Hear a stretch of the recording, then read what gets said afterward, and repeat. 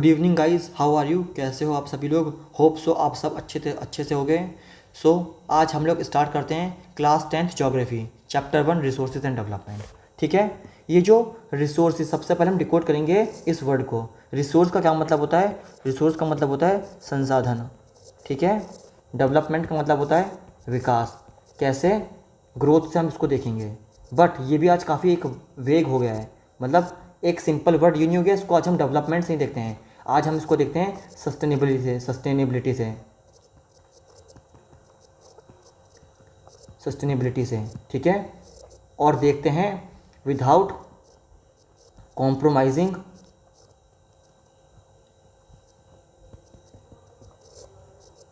Future generation.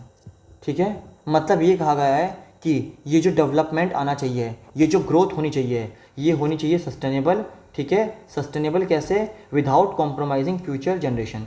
आज मैं ये नहीं बोल सकता हूँ कि मैं पॉल्यूशन कर दूँ और कह दूँ ये सब मैं ग्रोथ के लिए कर रहा हूँ। नहीं, पॉल्यूशन अगर मैं ग्रोथ के लिए कर रहा हूँ तो वो सस्टेनेबल तरीका नहीं है। मैं ग्रोथ करूँ लेकिन सस्टेनेबल तरीके से करूँ, ताकि इन्वायरमेंट पे उसका नेगेटिव इफेक्ट ना पड़े और फ्यूचर जनरेशन को कॉम्प्रोमाइज़ ना करना पड़े। समझ गए गाइज आप लोग? ठीक है, डेफिनेशन ऑफ रिसोर्सेज। रिसोर्सेज की डेफिनेशन क्या है? Everything available in our environment which can be used to satisfy our need can be classified as a resources. ये कहा गया है कि जो भी चीज़ प्रकृति में मौजूद है और जो सेटिस्फाई कर रही है मेरी नीड को, उसी को हम लोग क्लासीफाइड करते हैं, उसी को हम लोग क्लासीफाइड करते हैं एज अ रिसोर्सेज। उसी को हम लोग समझते हैं रिसोर्सेज के तरीके में। ठीक है, उसी को हम लोग समझते हैं कि रिसोर्स हैं। ठीक, जिसको 3 क्रिटिकल फाउंडेशनल पैरामीटर पे बांटा गया है: टेक्नोलॉजिकल, इकोनॉमिकल, कल्चरल। टेक्नोलॉजिकल में क्या बात करता है? ये बात करता है कि जो भी रिसोर्सेज हैं जो एग्जिस्ट करते हैं, उनका यूटिलाइजेशन जो हो रहा है वो साइंटिफिक तरीके से और साइंटिफिक टूल से होना चाहिए। उनको एक्सट्रैक्ट साइंटिफिक तरीके से और साइंटिफिक टूल से किया जाए, ताकि यूटिलाइज कर सकें उन रिसोर्सेज को जो एग्जिस्ट करती हैं। ठीक है, इकोनॉमिकल फिजिबिलिटी का क्या मतलब होता है? जो मेरी फाइनेंशियल कॉस्ट है एक्सट्रैक्शन की, मान के चलो 60 रुपये, मैं कोई बिजनेसमैन हूँ, मैंने 60 रुपये लगाए किसी चीज़ को, अब मार्केट में मैं उसको 100 रुपये का बेचूंगा। ठीक है, और ये जो +40 है यही मेरा प्रॉफिट है। समझ गए? अब कल्चरल एक्सेप्टेबिलिटी, यहाँ पर यह बात की जा रही है कि जो यूज़ हो रहा है रिसोर्सेज का डेवलपमेंट के लिए, वो must be accepted by society. मतलब वो सोसाइटी के द्वारा एक्सेप्टेड होना चाहिए विदाउट हैवी कल्चरल फ्रिक्शन। ठीक है, मतलब उसमें यूँ नहीं चाहिए कि समाज की जो कल्चरल चीज़ें हैं उस पर कोई टकराव नहीं आना चाहिए। जो डेवलपमेंट करो ऐसा नहीं हो कि उससे लोगों की भावनाएं आहत हों, उससे उनका कल्चर आहत हो, ऐसा नहीं होना चाहिए। ठीक है, क्योंकि अगर ऐसा होगा तो समाज की आपको लोगों की एक्सेप्टेबिलिटी नहीं मिल पाएगी। ठीक है, सो यही कहा गया है इसमें। सो एग्जाम के पॉइंट ऑफ व्यू से मैंने कुछ चीज़ें बना रखी हैं। ये देखिए, बोर्ड में सिंपली आपसे ये पूछ सकता है कि human beings are not just as a user. क्यों? कि ह्यूमन जो है ये एक रिसोर्स भी है। कैसे? जिसको हम लोग बोलते हैं ह्यूमन रिसोर्स। ठीक है, सो गाइज यहाँ पर ये कहा गया है कि human is not a user, they are resource themselves. ये खुद में एक रिसोर्स है। कैसे? ये अपनी स्किल से इंटरेक्ट करता है नेचर के साथ और चीज़ों को वैल्यूबल बनाता है। ठीक है, और मतलब उसको यूज़ करने लायक बनाता है। ठीक है, ये कहा गया है। जैसे ह्यूमन अपने आप में रिसोर्स कैसे है? अब आप मुझे बताओ ह्यूमन इवोल्यूशन के दौरान। ठीक है, जैसे क्योंकि ह्यूमन इवॉल्व करता जा रहा है।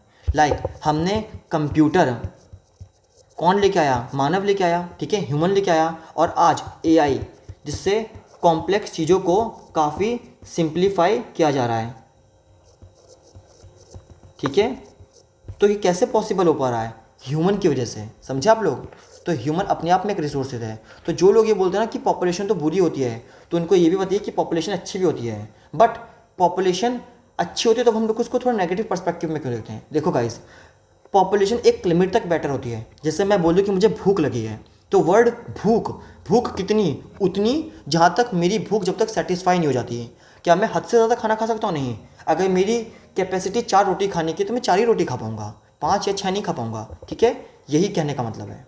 क्लासिफिकेशन, अब हम आएंगे क्लास बोर्ड वर्क। इसमें यह कहा गया है कि एक ट्राइंगल ड्रॉ करो जिसके सेंटर में ह्यूमन बिहेवियर है। ये आपके NCERT बुक में दे रखा है। ऊपर नेचर है, इधर इंस्टीट्यूशन है, इधर टेक्नोलॉजी है। These 3 things which are interconnected with each other ये जो तीन हैं ये अपने आप, ये तीनों एक दूसरे के साथ आपस में इंटरकनेक्टेड हैं, ठीक है। जैसे ह्यूमन टेक्नोलॉजी के थ्रू इंटरेक्ट करता है नेचर से, ठीक है, नेचर से इंटरेक्ट करता है और इंस्टीट्यूशन को डेवलप करता है, ठीक है, यही कहा गया है। Comprehensive classification of resource on the basis of origin, biotic और एबायोटिक। बायोटिक में क्या है, जो भी चीज़ इस बायोस्फीयर में अपने पास लाइफ रखते हैं, कंटेन करके रखते हैं, लाइक ह्यूमन बींग्स, फ्लोरा, फोना, फिशरी और लाइवलीहुड, लाइफ स्टॉक, ठीक है, उसी कहा जाता है बायोटिक। एबायोटिक वो होता है जो non living component, rock, soil and metal. अच्छा, ये जो सॉइल है ना, इसको ज्योग्राफी में हम लोग पढ़ते हैं non living component, whereas इसको हम इन्वायरमेंट में पढ़ते हैं लिविंग कंपोनेंट। देखो सब्जेक्ट बदला और चीज़ भी बदल गई, बट नाउ हम लोग यहाँ पर इन्वायरमेंट नहीं पढ़ रहे हैं, हम लोग यहाँ पर पढ़ रहे हैं ज्योग्राफी, तो इसलिए इधर हम इसको नॉन लिविंग ही मानेंगे। Okay, on the basis of accessibility, इसमें क्या कहा गया है, रिन्यूएबल रिसोर्स और non renewable resource. What is the meaning of that, कि ये जो रिन्यूएबल रिसोर्स वो होते हैं जो जिनको हम दोबारा से ग्रो कर सकते हैं, रिप्लेनिश और रिप्रोड्यूस कर सकते हैं वाया फिजिकल, केमिकल और मैकेनिकल प्रोसेस के through, like solar energy, wind energy, water and forest. आज हम घरों में देखते हैं ये जो रूफटॉप पैनल्स लगे होते हैं, ठीक है, रूफटॉप पैनल्स ज़्यादातर वहाँ पर लगे होते हैं जहाँ पर सूरज की किरणें ज़्यादा मिलती हैं, ठीक है। तो इस सूरज की किरणों से क्या होगा, ये चार्ज हो जाएगा और इसके अंदर लगी होती है बैटरी जो अपने अंदर स्टोर कर लेगी करंट को, ठीक है, इलेक्ट्रिसिटी को अपने अंदर स्टोर कर लेगी। वैसी कोस्टल एरिया में हम लोग देखते हैं ये विंड मिल का कंसेप्ट, ये टरबाइन घूमती है हवा के प्रेशर से, इसके अंदर भी बैटरी लगी होती है, तो ये जब घूमती है तो ये भी अपने अंदर क्या करती है, बिजली बनाती है और स्टोर करती है इस बैटरी के अंदर। वैसे डैम्स से जब हम पानी छोड़ते हैं, तो जब डैम से पानी छूटता है तो यहाँ पर नीचे एक मोटर लगा होता है, तो जिससे ये चालू हो जाता है पानी गिरते ही, तो ये भी अपने साथ बिजली बनाता है। समझ गए, ठीक है गाइस, समझ गए आप लोग। अब आएंगे हम लोग नॉन रिन्यूएबल रिसोर्सेज पे। So guys, non renewable resources वो होते हैं जो काफ़ी साल, मतलब मिलियंस ऑफ ईयर्स में बने होते हैं, take millions of years in a geological formation. जब कभी जियोलॉजी मतलब जब कभी ज्योग्राफी मतलब हम बात करते हैं ना, जब जियोलॉजिकल फॉर्मेशन हो रहा होगा, जब धरती चल के बारे में चीज़ें, जब धरती बन रही होगी, तो उसी समय के आसपास ये चीज़ें कभी बन रही होंगी, जब फॉर्मेशन हो रहा था धरती का, ठीक है, तब ये चीज़ें बनी होंगी। बट ये परमानेंटली एग्जॉस्ट होती जा रही हैं, ख़त्म होती जा रही हैं यूज़ के साथ। सो ये यूज़ के साथ ख़त्म होती जा रही है। Example minerals, coal and fossil fuel, ठीक है।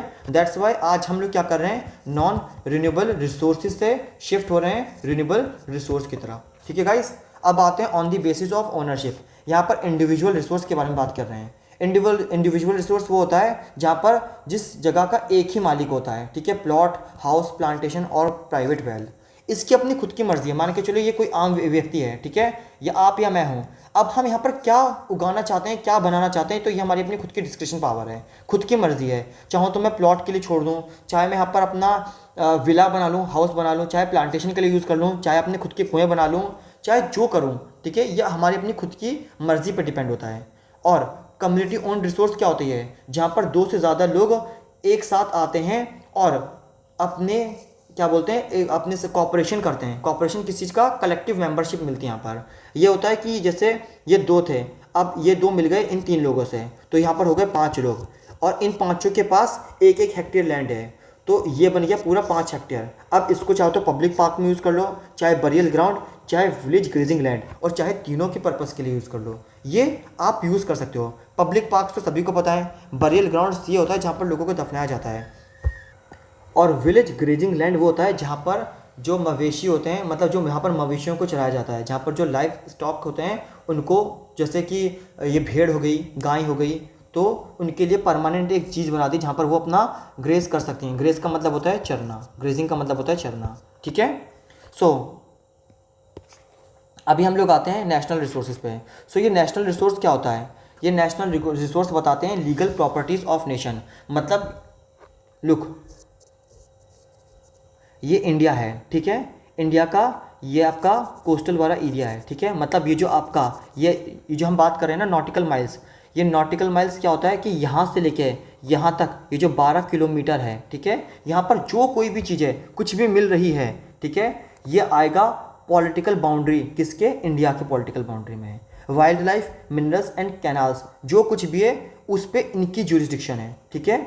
और 1 nautical mile is equal to 1.8 kilometre, ठीक है। और वैसे यहाँ पर दे रखा है 12 नॉटिकल माइल का मतलब होता है 22.2 किलोमीटर। सो गाइज यहाँ पर ये बताया गया है कि लीगल प्रॉपर्टीज़ मतलब नेशन का अपना मतलब यहाँ पर सोवरेन है, मतलब जो भी चीज़ यहाँ पर होंगी, जो भी चीज़ होंगी यहाँ पर उस पर जो भी मिनरल्स निकलेंगे या वाइल्ड लाइफ होगी या फिर कैनाल्स होगी, यहाँ पर ये सब उस कंट्री के ज्यूरिसडिक्शन में आएंगे जहाँ का वो पार्ट है, ठीक है, समझ गए। अब international resource regulated by international body. International resource में क्या क्या रखा है कि ये चीज़ें इंटरनेशनल बॉडी के द्वारा रेगुलेट होंगी। जैसे oceanic zone beyond 200 nautical mile, जैसे कि हमने कहा ये इंडिया है, ठीक है, इंडिया का कोस्टल एरिया जहाँ पर अरेबियन सी है, इधर इंडियन ओशन है और इधर बे ऑफ बंगाल। तो हम ये कह रहे हैं कि यहाँ से यहाँ तक का जो 200 नॉटिकल माइल तक का एरिया है, ठीक है, ये इंडिया के ज्यूरिसडिक्शन में आएगा। कोई भी चीज़ यहाँ पर निकलेगी, कोई भी आपका मिनरल्स यहाँ पर निकलेगा तो उसको इसका कंजम्पशन कौन करेगा, उसका यूज़ कौन करेगा, मतलब उसका यूज़ करेगी ये इंडिया के लोग, ठीक है, समझ गए। लेकिन अगर ये 200 नॉटिकल माइल के बाद मिलती है, ठीक है, तो उस पर ज्यूरिसडिक्शन होगा इंटरनेशनल बॉडी का, ठीक है। और इंटरनेशनल बॉडी की कंसेंट के बिना कोई भी इसको यूज़ नहीं कर पाएगा। इस इंटरनेशनल बॉडी में आपको इनकी कंसेंट की ज़रूरत है without multilateral consent. Multilateral consent का क्या मतलब होता है, जहाँ पर खूब सारी कंट्री साथ रहती है, जिसको हम लोग जैसे हम लोग बोल सकते हैं यूनाइटेड नेशन। तो यहाँ पर बताया जाएगा कि कैसे इनका इस्तेमाल होगा। इसी यूनाइटेड नेशन ने एक बॉडी बनाई थी अनक्लॉज, जो बेसिकली इस ओशन के रिगार्डिंग जो भी चीज़ें होती हैं वो डिफाइन करती है, ठीक है। अच्छा, ये जो 200 नॉटिकल माइल तक का जो एरिया है ना, इसको हम लोग बोलते हैं EEZ, इकोनॉमिक जोन, ठीक है, समझ गए आप लोग। फिर भी कोई डाउट हो तो कमेंट सेक्शन में पूछिएगा। अब on the basis of status and development, ठीक है, पोटेंशियल का क्या मतलब होता है कि मतलब इन रीजन के पास पोटेंशियल है कि ये ग्रो कर सकते हैं बट वो नहीं कर पा रहे हैं, ठीक है, ये कहा जा रहा है। जैसे कि found in a region but have not fully utilised yet, अभी उनका पूरी तरीके से यूटिलाइज नहीं किया जा रहा है। एग्जाम्पल हाई सोलर विंड, ठीक है, high solar and wind potential in Rajasthan and Gujarat, इनके बारे में कहा गया है। डेवलप्ड रिसोर्स क्या होते हैं, ये होता है कि रिसोर्सेज को डेवलप, जैसे जो रिसोर्सेज हैं सबसे पहले तो उनका सर्वे किया जाएगा, उनको क्वांटिफाइड किया जाएगा एंड आफ्टर क्वांटिफाइड जब वो क्वालिफाइड हो जाएंगे तब उनको एक्टिव कमर्शलाइजेशन में यूज़ में लाया जाएगा, समझ गए, तब उनको लोगों के लिए खोला जाएगा उन रिसोर्सेज को, ये कहा गया है। स्टॉक का क्या मतलब होता है, स्टॉक्स का मतलब ये होता है कि जो हमारी नीड को फुलफिल करती है, सेटिस्फाई करती है, ठीक है, but currently lack of technical knowledge, मतलब आज कम नॉलेज होने की वजह से हम इनको एक्सप्लॉइट नहीं कर पा रहे हैं। एक्सप्लॉइट यहाँ पर पॉजिटिव टर्म है कि हम उसको यूज़ नहीं कर पा रहे हैं। जैसे utilising hydrogen from water as an abundant energy resource, कि हाइड्रोजन मतलब वाटर होने के बावजूद भी हम इसको यूज़ नहीं कर पा रहे हैं, एनर्जी में चैनलाइज नहीं कर पा रहे हैं। जैसे कि हाइड्रोजन बस, हाइड्रोजन कार, क्या हमें ज़्यादा देखने को मिलती है? नहीं, बहुत कम देखने को मिलती हैं, क्योंकि अभी हमारे पास वो शायद टेक्नोलॉजी नहीं है या हमारे पास वो नॉलेज नहीं है कि हम उसको पूरी तरीके से यूज़ कर पाएँ, अपने काम में ला पाएँ, समझ गए, ये कहा गया है। अब रिज़र्व का क्या मतलब होता है, रिज़र्व का मतलब होता है ये जो स्टॉक हैं, ये जो स्टॉक्स यहाँ पर मौजूद हैं, इन्हीं को मैं हार्नेस करके रख लूँगा कल के लिए, मतलब कल का क्या मतलब है, फ्यूचर के लिए, ठीक है, फ्यूचर इमरजेंसी रिक्वायरमेंट। कैसे, जैसे कि जो डैम्स बना रहा हूँ ना मैं, ये डैम्स इसी वजह से हम लोग बना रहे हैं, मैं से मेरा मतलब है कि हम लोग, ठीक है ना, ताकि चीज़ों को मैं अच्छे से समझा पाऊँ। सो ये जो डैम्स बना रहे हैं हम लोग इसी वजह से बना रहे हैं ताकि यहाँ पर हम लोग पानी को स्टोर कर पाएँ, ठीक है। कल को इन फ्यूचर यदि कुछ दिक्कत आती हैं तो हम लोग यहाँ से पानी को यूज़ कर सकते हैं अपनी नीड के अनुसार, अपनी रिक्वायरमेंट के अनुसार, ठीक है। Example water held in dams पढ़ ही चुके हम लोग। इसका एक एग्जाम्पल मैं आपको बताऊँ, सीड बैंक। ये सीड बैंक कहाँ पर है, ये सीड बैंक है लद्दाख में, ठीक है, ये सीड बैंक लद्दाख में है। सो ये सीड बैंक कहाँ पर है, लद्दाख में कोल्ड स्टोरेज फैसिलिटी के साथ इसको प्रोवाइड करा गया है, जहाँ पर इसको स्टोर करके रख रखा है। इन फ्यूचर यदि कोई भी ऐसा बोलते हैं ना डिज़ास्टर आता है तो हम इसको वापस रिप्लेंड एंड रिवाइव कर सकते हैं, ठीक है, दोबारा से, समझ गए गाइस। अब आगे बढ़ते हैं थर्ड पॉइंट पे, sustainable development and resource planning.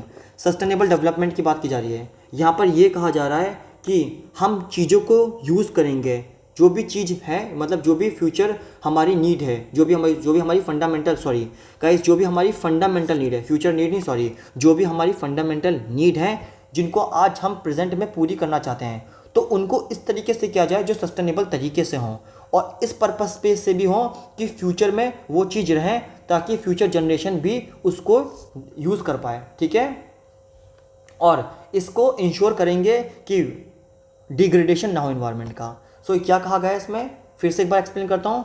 ये कहा गया है प्रेजेंट की नीड को फुलफिल कीजिए बट उस तरीके से कीजिए जिससे फ्यूचर जनरेशन को मतलब कॉम्प्रोमाइज़ ना करना पड़े, ठीक है, और चीज़ें अच्छे पर्सपेक्टिव में हो ताकि इन्वायरमेंट का डिग्रेडेशन ना हो। जैसे कि आज बहुत ज़्यादा पॉल्यूशन हो रहा है, आज देखो जहाँ पर समर सीबल लगा हुआ है, जो बोरवेल जिसको हम लोग बोलते हैं, तो लोग क्या करते हैं, बहुत घंटों घंटों पानी चला के छोड़ देते हैं। तो इससे क्या हो रहा है, इससे देखा जाए तो हम वाटर को वेस्ट कर रहे हैं ना, ठीक है, वाटर वेस्ट हो रहा है। तो कोशिश कीजिए, और हम लोग कोशिश कर रहे हैं कि पानी का भी उपयोग देख के किया जाए, ये नहीं कि उसको धड़ल्ले से यूज़ करे जा रहे हैं, ठीक है।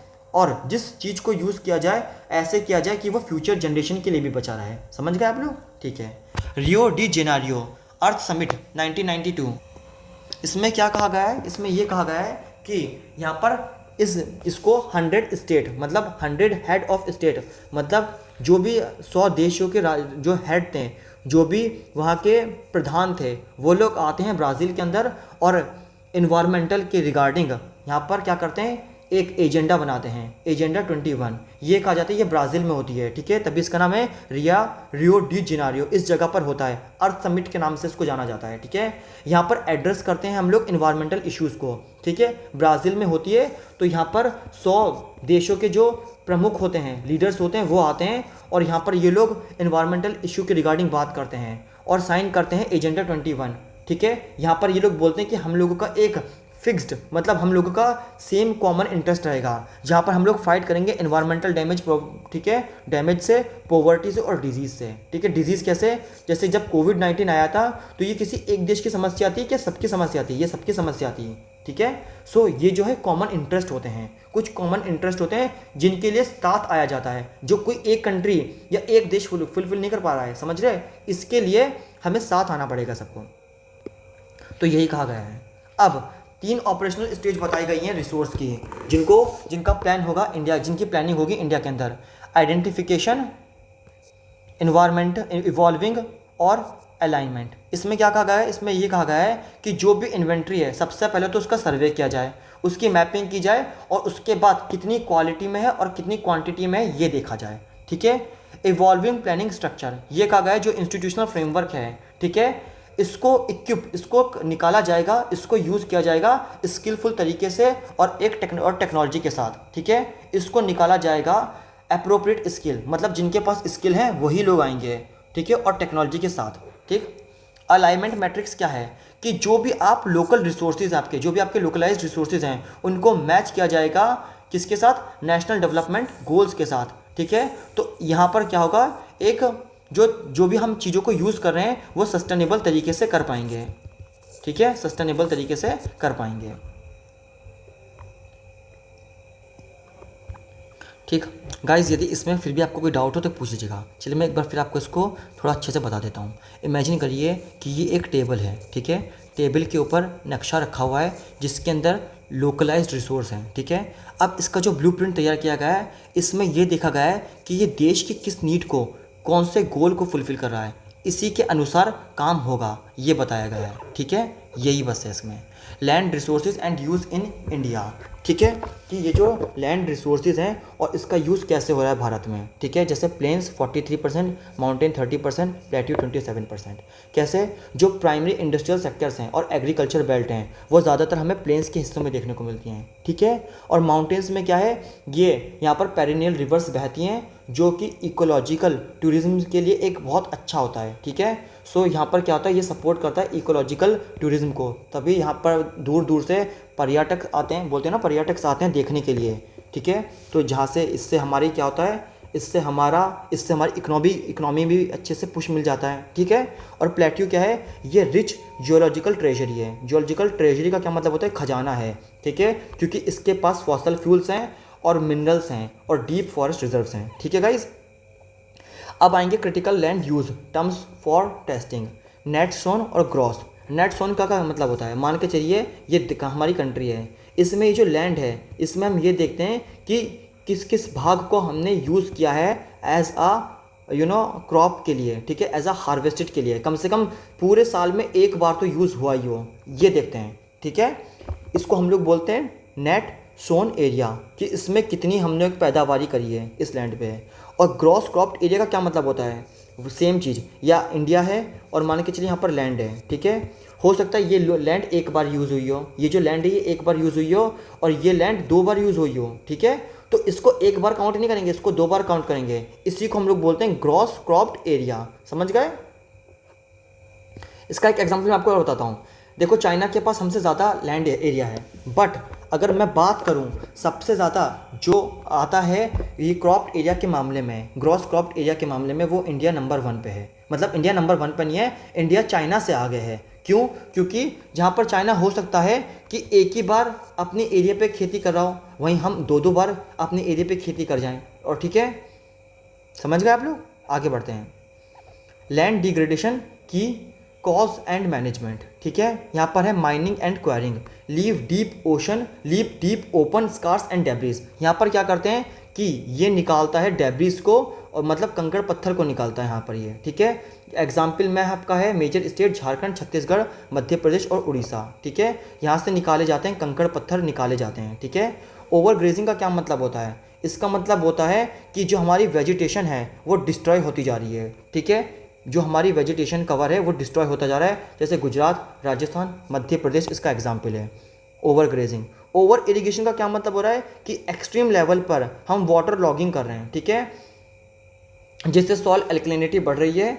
मेजर स्टेट है आपके पंजाब, हरियाणा, वेस्टर्न उत्तर प्रदेश। कैसे? मान के चलिए कोई खेती है, ठीक है, यहाँ पर हम हद से ज़्यादा पानी डालते जा रहे हैं। अब क्या करेगा सूरज जो होता है, ठीक है, ये जो सूरज चाचा हैं, अब ये इस पानी को एवेपोरेट कर लेंगे, तो जो वाटर्स के जो सॉल्ट क्रिस्टल थे वो आपस में इकट्ठे होके जुड़ने शुरू हो जाएंगे और ऊपर सॉल्ट आ जाएगा, जिस वजह से उसकी एल्कलिनिटी बढ़ जाएगी।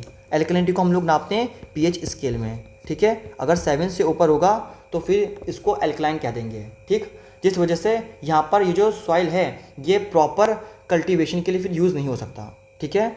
कन्वेंशनल एक्शन प्लान, इसमें क्या करा गया है, इसमें इनका सॉल्यूशन दिया गया है। इसमें ये कहा गया है कि लार्ज ग्रेजिंग या लार्ज एरिया पे आप एफोरेस्टेशन कीजिए, मतलब पेड़ पौधे लगाइए, ठीक है, ये कहा गया है।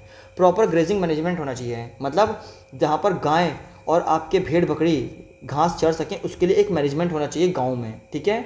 और प्लांटिंग शेल्टर बेल्ट्स, ठीक है, शेल्टर मतलब जगह जगह पर प्लांटिंग्स होनी चाहिए, ऐसे शेल्टर बेल्ट होने चाहिए, ठीक है। जैसे मैं बोलूँ आज हम सड़क पे जब जाते हैं तो ये बीच में जो डिवाइडर वाला एरिया होता है यहाँ पर हम लोग छोटे छोटे क्या करते हैं, घास पेड़ पौधे लगाते हैं, ठीक है, इसी को हम लोग बोल सकते हैं प्लांटिंग शेल्टर बेल्ट्स। और encouraging and sand dunes with thorny bushes, अब यहाँ पर लगाई जाती हैं कटीली झाड़ी, ताकि जो सैंड ड्यून्स आती है ना इसको पार ना कर पाए, इधर ही की इधर के रुक जाए, ठीक है। और इंडस्ट्रियल इफ्लुएंट बिफोर डिस्चार्ज, ये कहा गया है ट्रीटमेंट होना चाहिए इंडस्ट्रियल एफ्लुएंट का। जो भी चीज़ें ये लोग निकालते हैं, मतलब जो भी चीज़ें ये लोग मतलब जो भी सीवेज या जो भी गंदगी लोग रिलीज़ करते हैं, ठीक है, उसको ट्रीट करने के बाद तब डिस्चार्ज किया जाएगा, जैसे ताकि पानी या कोई भी चीज़ हो वो पॉल्यूट ना कर जाए, ठीक है। जैसे केमिकल हैं उसको बिना ट्रीटमेंट के साथ ये लोग क्या करते हैं, आज अभी हम लोग देखते हैं कुछ जगह पर विदाउट ट्रीट किए बिना ये लोग उसको पानी में डंप कर देते हैं, जिस वजह से वहाँ का जो पानी है वो टॉक्सिक हो जाता है और वो पीने लायक नहीं बचता है। दैट्स वाई अभी ये कहा गया है कि वो जो एक प्रॉपर ट्रीटमेंट होना चाहिए, ये इंडस्ट्री की जिम्मेदारी है कि वो जो आप केमिकल रिलीज़ कर रहे हो वो प्रॉपर ट्रीटमेंट के साथ कीजिए, ठीक है, समझ गए। नाउ अब आएंगे main soil classification of India. Alloy wheel soil, black soil, red soil और लेटरल सॉइल। एलोवेल सॉइल का क्या मतलब है, ये बनी है Indus Ganga and Brahmaputra river, इन्होंने जो डिपोजिशन ला के बिछाया है इसी के ऊपर, इसी एरिया को कहा जाता है एलोवेल सॉइल, ठीक है। और ये रिच होती है पोटेश के मामले में और फॉस्फोरिक एसिड के मामले में, ठीक है, एंड लाइम के मामले में। So divide by the age into bhangar, ये डिवाइड होता है भागर और खादर। भांगर वो होता है जहाँ पर हाई कंकर, ठीक है, नोड्यूल्स देखने को मिलते हैं, और ये लेस फर्टाइल होता है। और खादर क्या होता है, इसके जो ग्रेन होते हैं बहुत फाइन होते हैं और हाईली फर्टाइल होता है, ठीक है। और रीजन कौन कौन सा है इसका, नॉर्दर्न प्लेन है, कोस्टल है, रिवर डेल्टा, ठीक है, कोस्टल रिवर डेल्टा किसका, महानदी का, गोदावरी का, कृष्णा का, ठीक है। इसके की क्रॉप्स कौन से हैं, पैडी, व्हीट, शुगर केन और पल्सेस, ठीक है। हो सकता है आपसे पूछा जाए कि ये जो एलुवियल सॉइल है इनके अंदर मतलब एमसीक्यू में कि कौन सा इसका पार्ट है और कौन सा इसका पार्ट नहीं है। सो ध्यान से देखिएगा इसको। ब्लैक सॉइल में क्या है, ये रेगुलर सॉइल भी बोलते हैं इसको हम लोग, ये फॉर्म्ड हुआ है लावा के थ्रू, ठीक है। और एक्सट्रीमली क्ले होती है इसके पास, ये मतलब बहुत लंबे समय तक मॉइस्चर को रिटेन करके रख सकता है अपने अंदर, ठीक है। Develop deep self aeration cracks, क्या होता है इसके अंदर क्रैक्स होते हैं जिस वजह से जो इसके पोर्स होते हैं ना उनमें ठीक से हवा जा पाती है, ठीक है, समझ गए आप लोग। और ये रिच होता है कैल्शियम कार्बोनेट, मैग्नीशियम और पोटेशियम के मामले में, ठीक है। इसकी जी कौन कौन सा एरिया में, Deccan trap basalt region, Maharashtra, Malwa, MP, Saurashtra, ठीक है। कॉटन के लिए बहुत अच्छा माना जाता है। येलो एंड रेड, ठीक है। ये जो रेड होता है, लुक डेवलप होते हैं, ये जो रेड और येलो सॉइल जो आपकी बनती हैं ये डेवलप होता है इग्नियस रॉक से, ठीक है। Igneous rock is made up of, किसके द्वारा बनता है, ये बनता है आपका लावा से, ठीक है। ये आपका सॉरी गाइस, ये आपका बनता है वॉल्केनो से। ये जो आपकी इग्नियस रॉक बन रही है ये आपकी बन रही है किससे, मैग्मा वगैरह से बन रही है। कैसे बन रही है कि जब ये रॉक, जब ये जो मैग्मा है जब ये ठंडा हो जाता है तो ये क्रिस्टल के फॉर्म में इकट्ठा हो जाता है, ठीक है, क्रिस्टल के फॉर्म में बन जाता है। और जहाँ पर ये रेड दिखता है इसका मतलब ये है कि उसमें आयरन की मात्रा ज़्यादा है, ठीक है, समझ गए। और जहाँ पर ये येलो दिखता है तो वो इस वजह से दिखता है क्योंकि वो जब वो अपने हाइड्रेट फॉर्म में होता है, हाइड्रेट का मतलब जब उसके अंदर पानी ज़्यादा होता है, ठीक है, तो वो येलो दिखता है, समझ गए। Orissa, Chhattisgarh, south middle Ganga plains और वेस्टर्न घाट और पिडमोंट जोन, ठीक है। इसके अंदर क्या है, मिलेट, टोबैको और ऑयल सीड, ठीक है, ये है। लेटरल सॉइल क्या होती है, लेटरल सॉइल वो होती है जहाँ पर हाई रीजन में, मतलब ये उस जगह पर पाई जाती है जहाँ पर ज़्यादा बारिश होती है, जिस वजह से क्या होता है, ज़्यादा बारिश होने की वजह से लीचिंग हो जाती है। लीचिंग क्या, ये जो टॉप सॉइल के ऊपर जो आपके न्यूट्रिएंट्स थे ये नीचे बैठ जाएंगे, ठीक है, नीचे बैठ जाएंगे, तो जिस वजह से अब इसमें क्या होगा, इसमें आपका ये लेस देन 6 pH से कम हो जाएगा, ठीक है, इसका pH 6 से कम हो जाएगा, जिस वजह से ये यहाँ पे जो बैक्टीरियाज की डेथ हो जाएंगी और ये एक, और इसकी जो फर्टिलिटी है वो कम हो जाएगी, समझ गए। Example Karnataka, Kerala, Tamil Nadu, Madhya Pradesh, hilly areas, Assam and Orissa, समझ गए। Tea, coffee, cashews, nuts etcetera, इन सब की बात की जाती है। एरिड रीजन कौन सा है, एरिड रीजन वो होता है जहाँ पर आपका रेड और ब्राउन रंग की सैंड दिखती है, ठीक है। इसका टेक्सचर जो होता है सैलाइन होता है और moisture and humus due to evaporation rate, इसमें क्या है, इसके अंदर ना ये मॉइस्चर रिटेन कर पाता है और ना ही इसके अंदर ह्यूमस होता है, ठीक है, जिस वजह से इसका जो इवेपोरेशन रेट होता है वो हाई होता है, मतलब अगर इसमें पानी गया तो जल्दी सूख जाएगा, ठीक है। Lower horizon and occupied kankars nodules due to the calcium content, downward restrictions, water infiltration. So guys, ये जो हमने पढ़ा इसका मतलब ये है जैसे जैसे हम लोग नीचे की तरफ जाते जाएंगे तो इसमें क्या है, कैल्शियम की परत जो है वो बढ़ती जाएगी, ठीक है। ये जो नीचे नीचे हम जा रहे हैं तो इसके अंदर कैल्शियम कंटेंट जो कैल्शियम कंटेंट है वो धीरे धीरे बढ़ता जाएगा, ठीक है, इंक्रीज़ होता जाएगा, ये कहा जा रहा है, जिस वजह से जो पानी का फिल्ट्रेशन है वो रुक जाता है, ठीक है, ये कहा गया है। इसका एग्जाम्पल है आपका western Rajasthan, drought resist millet और बार्ले, ठीक है। यहाँ पर कौन कौन सी क्रॉप होती हैं जो ड्रॉट रेजिस्ट होती हैं, जैसे मिलेट और बार्ले, मतलब ये कम पानी वाले एरिया में भी आराम से आ जाती हैं, ठीक है। तो हमें पता लग गया एरिड का मतलब क्या होता है। एरिड का मतलब यहाँ पर सैंडी ड्यून्स, मतलब सैंडी रेड और ब्राउन कलर की सैंड मतलब आपकी मिट्टी होती है, ठीक है, रेड या फिर ब्राउन कलर की। सैंडी टेक्सचर होता है, मट्टी जैसा दिखता है, ठीक है। मॉइस्चर और ह्यूमस रिटेन नहीं कर पाता due to high evaporation rate के चक्कर में, क्योंकि यहाँ पर पानी रुक ही नहीं पाता और तुरंत इवेपोरेट हो जाता है, ठीक है। क्योंकि पानी को रिटेन अगर कर पाता तो फिर हम लोग इसको एरिड में क्यों पढ़ते हैं, ठीक। और लोअर होरिजन क्या है, जैसे जैसे नीचे की तरफ बढ़ते जाएंगे यहाँ पर कैल्शियम की मात्रा बढ़ती जाएगी, जिस वजह से इसमें एक परत बन जाएगी चूने की जो पानी की इन्फिल्ट्रेशन को रोक देगा, ठीक है, समझ गए। अब आते हैं हम लोग गली इरोजन और एंड इंजीनियरिंग सॉल्यूशन, मतलब इसका इंजीनियरिंग सॉल्यूशन क्या होगा। देखो गाइस, गली इरोजन का मतलब ये होता है आपका जो पानी होता है, ठीक है, ये आपका पानी, ये जो पानी है ये क्या करता है, जो हैवी क्ले सॉइल है उसको काटता हुआ निकल जाता है। मतलब जो हैवी क्ले सॉइल होती है, ऊपर से जब पानी आता है तो जो क्ले सॉइल होती है, चिकनी मिट्टी होती है, उसको काटते हुए एक चैनल क्रिएट कर देता है। ठीक है, चैनल कैसा, मतलब टोपोग्राफी क्रिएट कर देती है, ऐसा मान के चलो, ऐसा इसने टोपोग्राफी क्रिएट कर दी। तो ये जो है इसको हम लोग जानते हैं बैड लैंड, जहाँ पर कल्टीवेशन करना बहुत मुश्किल होता है। ठीक है, कल्टीवेशन काफ़ी अनवाइबल हो जाता है। जैसे कि इसका एग्जाम्पल है रेवाइंस इन चंबल वैली। ठीक है, अब शीट इरोजन का क्या मतलब होता है। शीट इरोजन का मतलब ये होता है कि पानी पूरे स्लोप पे फैल के गिरता है। ठीक है, देखो मैं कोशिश कर रहा हूँ विथ एग्जाम्पल के साथ, मतलब डायग्राम के साथ। मान के चलो ये जो पानी है ये एक शीट की तरह बह रहा है, तो जो इसकी टॉप लेयर है, ठीक है, अपने साथ ही ये क्या कर रहा है उसके।